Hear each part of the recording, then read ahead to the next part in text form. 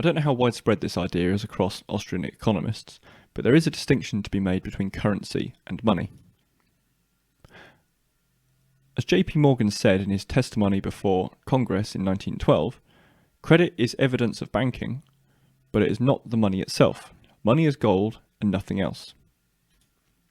The etymology of money comes from mane, which is an ancient Mesopotamian unit of weight for gold or silver, and one of the earliest written words for money.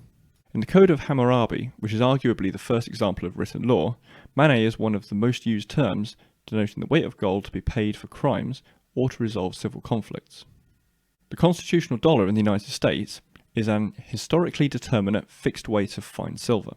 The Coinage Act of 1792 is but one source among many that makes this evident, reading, "The money of account of the United States shall be expressed in dollars, or units of the value of a Spanish milled dollar, as the same is now current, and to contain 371 grains and 4/16 parts of a grain of pure silver." If we look at the definitions of constitutional money, an eagle is 16 grams of gold, or a little over 1/2 of a troy ounce. This would mean that 1 ounce of gold was approximately $20. On the 5th of August 2020, a troy ounce of gold reached a little over $2,000, which indicated that the dollar had lost 99% of its purchasing power. This was at a rate of 0.3% until 1970, and then at a rate of 7.4% until today. Mike Maloney made a good description of how money differs from currency.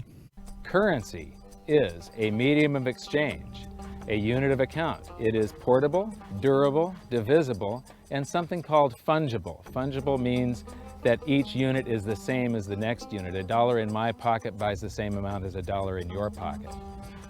Money is all of those things plus a store of value over a long period of time. I would argue that a fiat currency is barely a unit of account, as the costs or earnings from one year to the next cannot be accurately represented by it, and they always need to be adjusted for the effects of inflation. Now, I'd also suggest that it's not particularly fungible. Now, here I have silver coins from around the world. Each of them are 1 troy ounce. And so not only is it fungible across national borders, but if Elon Musk finds any Martians, they would recognise it, and if Doc Brown ever needed to buy something in the future, it would still be recognised. A 1 ounce silver Britannia from the UK, a 1 ounce silver Eagle from the United States, 1 ounce silver Maple Leaf from Canada, a 1 ounce Philharmonic from Austria, a 1 ounce Krugerrand from South Africa, a 1 ounce Kangaroo from Australia, and a 30-gram Panda from China.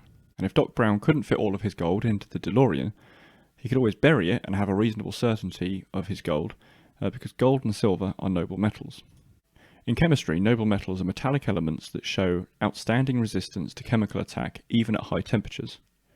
The short list of chemically noble metals comprises ruthenium, rhodium, palladium, osmium, iridium, platinum, gold, and silver. More inclusive lists include copper.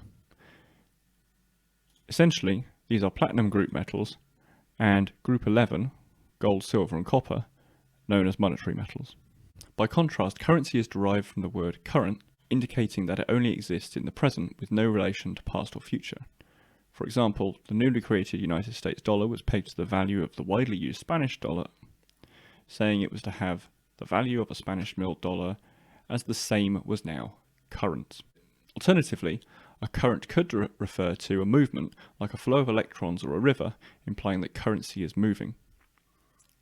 Currency has all of the properties of money, except that it's an entirely abstract concept, much like Plato's world of forms, which are meaningless until they are linked to reality.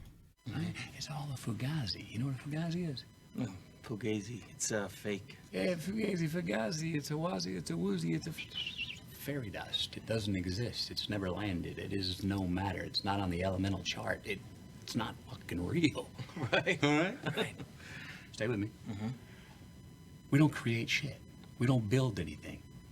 I care about reality.